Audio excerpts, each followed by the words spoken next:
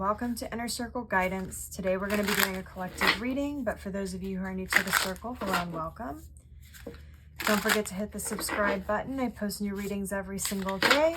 And if you're looking for personal services or personal readings, I offer them through my website, innercircleguidance.com.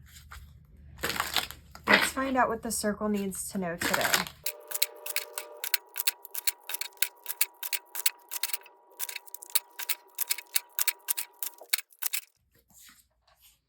We have the Ten of Wands.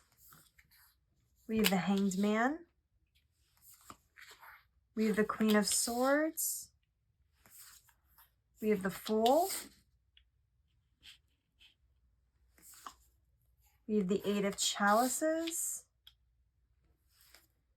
We have the Nine of Swords on the bottom of the deck.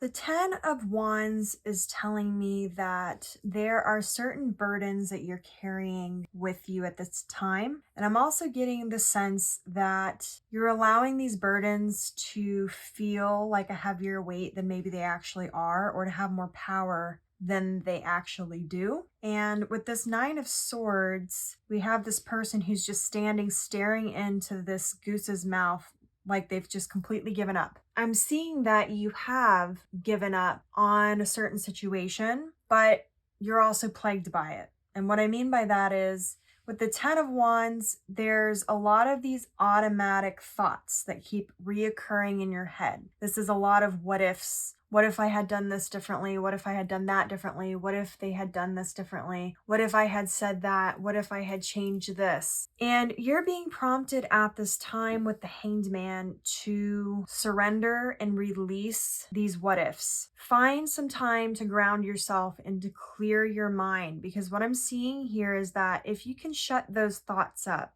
in your mind, if you can stop the process of overanalyzing the past, there's a new beginning that's going to be coming in, and there's going to be new opportunities to be coming in. But what's kind of preventing you from moving forward is the hyperfixation on these what ifs of the past that is keeping you stuck in your past instead of present in your present, so that your future can become the present. The Eight of Chalices is showing that there's going to be some sort of clarity coming in here soon, but you're going to have to rely on your sense of intuition and your emotions to kind of get you through this weird funk that you're in. The reason that some of these things are being brought to your attention and why they're reoccurring is there's certain things that you're meant to learn about yourself. There may be certain limiting beliefs or certain things you haven't forgiven yourself for or forgiven someone else for, whatever it may be. But these what ifs that keep playing in your mind over and over again are a trigger that your higher self and your subconscious are giving to you in order for the attention to be drawn to it so that you can release it, move forward, and do what you need to do. I'm also seeing that you're being prompted to learn how to have more faith in your own abilities and in the divine abundance of the universe. Some of these things, these what ifs that you are dwelling on, you keep thinking about, well, what if I had done this? Maybe it would have been better. Well, what if you did do whatever that thing was and it wasn't better? Or it didn't even make an impact? Or maybe the other person that you keep thinking about with these certain situations, they don't even remember it, or it didn't even impact them in any kind of way. Whatever it may be that you are hyperfixating on,